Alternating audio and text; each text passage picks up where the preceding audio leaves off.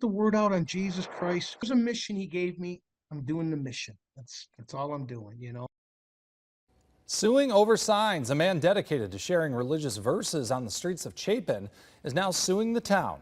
He's claiming his right to religious speech is being violated. If you live or pass through Chapin, chances are that you've seen Ernest Giardino hold up signs just like these.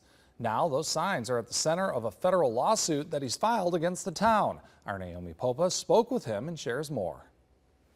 It's just not right. I don't really say a lot. I hold signs. Mr. Giardino has been holding up spiritual signs on the side of the road for many years. Really sacrifice yourself so we can have everlasting life together and have a relationship.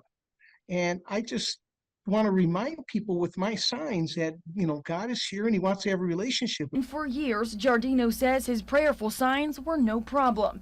That all changed in June of last year when the lawsuit says an officer approached him and told him he needed a permit. When I started reading the permit, it's for parades and striking, which I'm doing neither. And it says the group and how many people in the group. Well, there's only myself. So it really doesn't apply to me. The town's ordinance also says the town's mayor could deny the application at his discretion, and it requires you give 2 weeks notice of when and where you want to hold a sign and limit the time to only 30 minutes. Mr. Giardino applied for the permit anyways because he didn't want to give up his sign ministry. It was granted according to the lawsuit.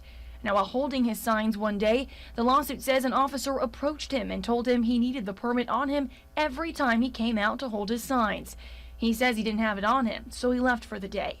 Attorney Nate Kellum says he doesn't need a permit. That really, from a constitutional standpoint, the notion of a permit is just constitutionally wrong. The First Amendment is his permit. Giardino believed Chapin was wrongfully applying the permit requirement to his speech, according to the lawsuit, and decided to send a letter to the town requesting relief and explaining how the religious signs violated his rights.